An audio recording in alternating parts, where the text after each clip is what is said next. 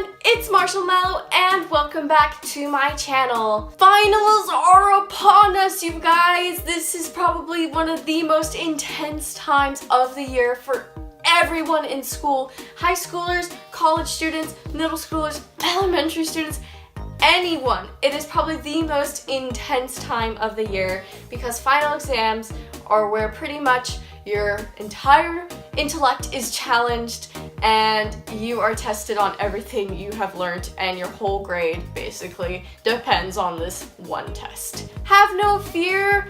I am here to help you guys get through final exams and to give you guys some advice. Now, I am not perfect and I don't always get 100% on everything, but I can tell you that a lot of my advice that I'm going to give you guys has gotten me through my final exams and has helped me pass the majority of them. I don't think actually I've ever failed a final. Now, I will start off by saying I've only been through college finals once and they are really intense. And I thought finals were really intense in high school, but in college, your final exam is literally your entire grade for the semester.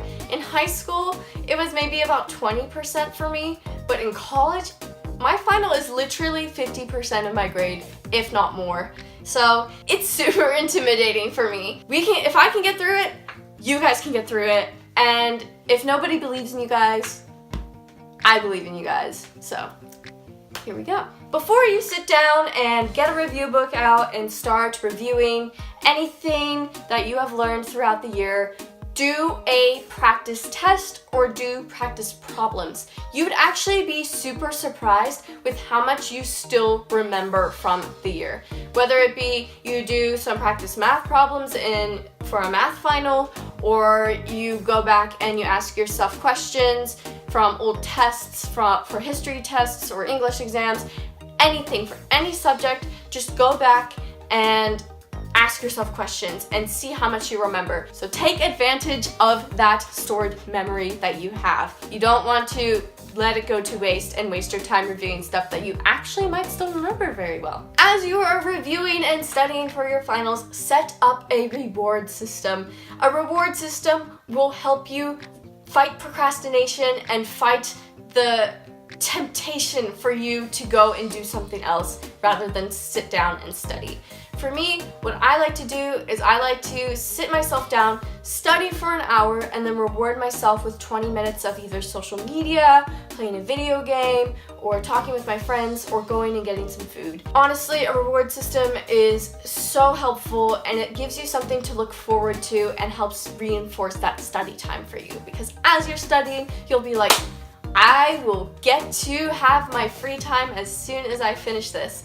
So believe me, it'll really help pay off. I just would not recommend exceeding giving yourself a reward more than half of the amount of time that you are actually working. So don't work for an hour and then give yourself 45 minutes of free time. Work for an hour and then give yourself a half an hour at most, because you don't want it to be that you spend more time having free time than you do studying.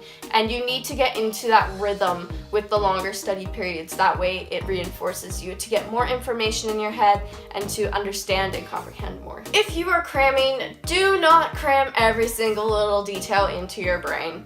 That will not help you at all. And I can tell you right now, your professors and your teachers will not test you on super specific things. They don't expect you to remember the exact date, time, and weather that happened when so-and-so died. They just want you to know and have a broad understanding of everything that you've learned the whole semester and the whole year. However, if you know which things they're going to ask you, do focus on that, because I know some professors and some teachers give study guides that help guide you in your study. If you are given one of those, follow that to a T, because that is your professor and your teacher giving you help for your final and giving you what is essentially going to be on your final. But if you're not given a study guide, just basically review the entire semester and the entire year's worth of work and just get a general understanding of what you learned throughout the year. because that is what they're looking for, a general understanding of everything that you have learned. Something that I've helped is finding people to go study with who are also in your classes with you. Now, study groups can be both a blessing and a curse at the same time.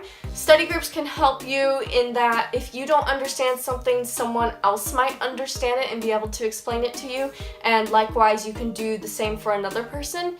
But study groups can also be a curse in that it is so easy to get caught up with your friends and goof off.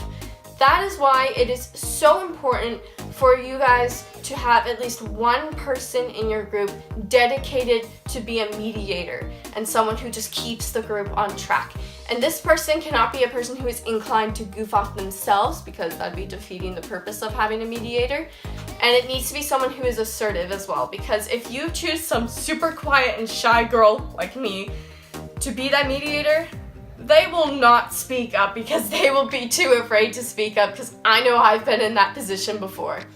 And also having more than one mediator would also probably be good, because then it's not always relied upon one person. There could be multiple people who help keep the whole group on track. Along with study groups though, it is also important to have individual study time with yourself and to sit down and go over the material yourself. I would mainly use the study groups for answering and asking questions that you guys have for each other, and the individual study time for you to just understand the content for yourself. Speaking of water, as I am drinking it because my throat is incredibly dry, be sure to drink lots of water during your final exam, because as I said in my AP exam review video, water is so important for keeping you hydrated and keeping your mind in the game as you are taking your exam, because it keeps you with high energy and it keeps you feeling good, because if you become dehydrated during your exam, you will want to crawl up into a ball and leave the exam room. But don't drink too much water that you need to pee, because I have been in that situation before, and if your professors and teachers are like mine, they won't let you go until you finish your exam.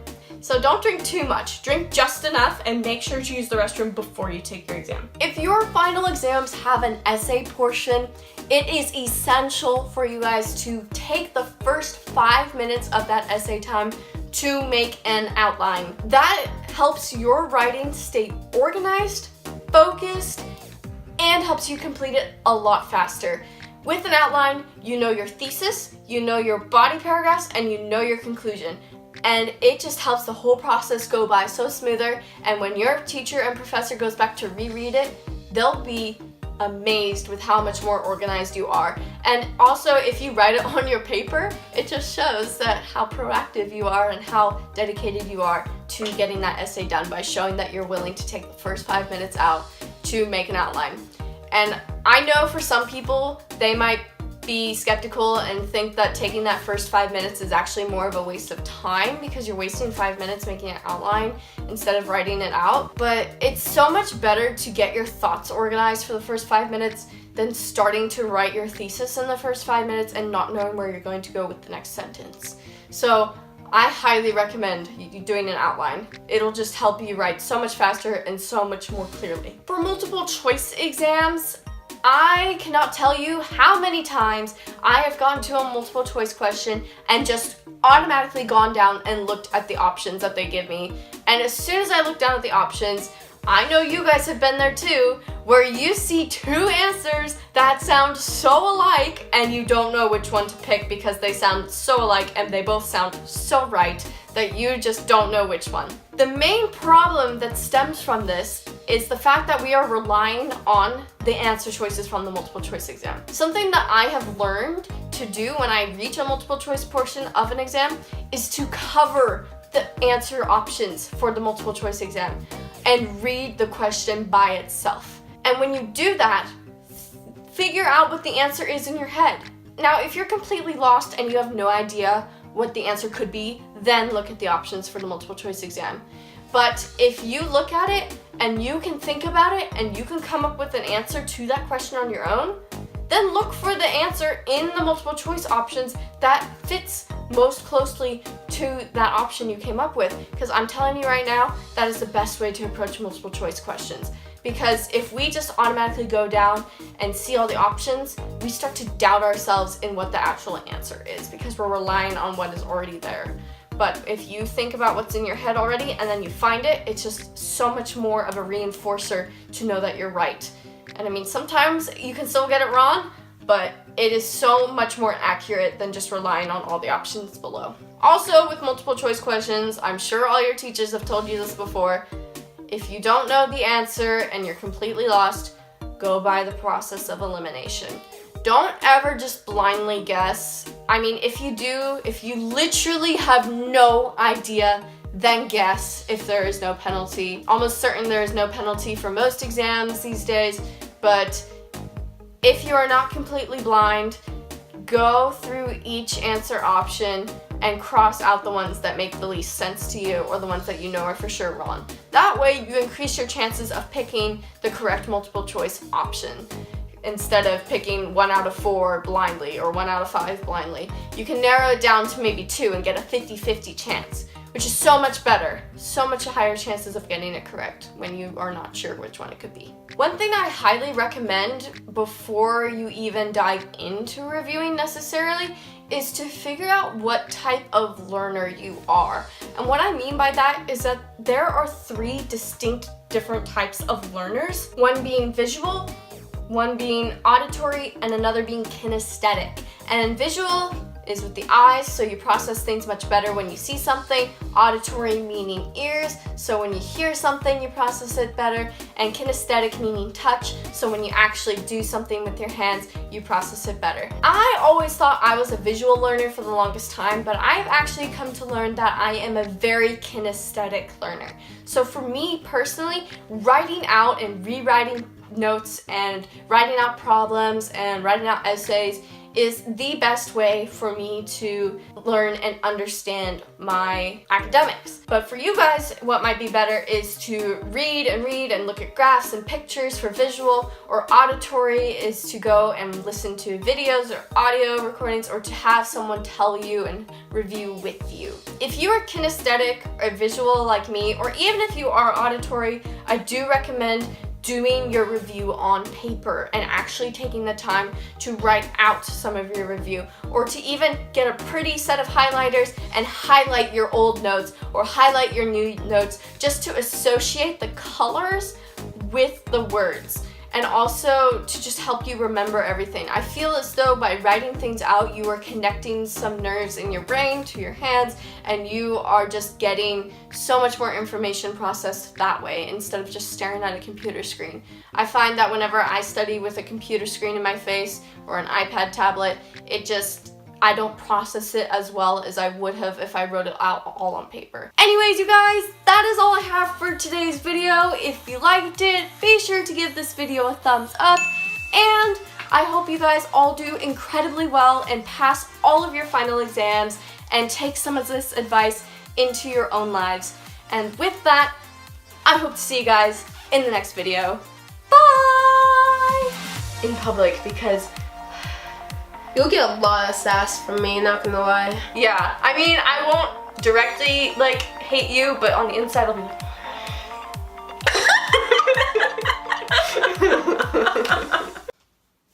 I need more water. My throat's getting dry.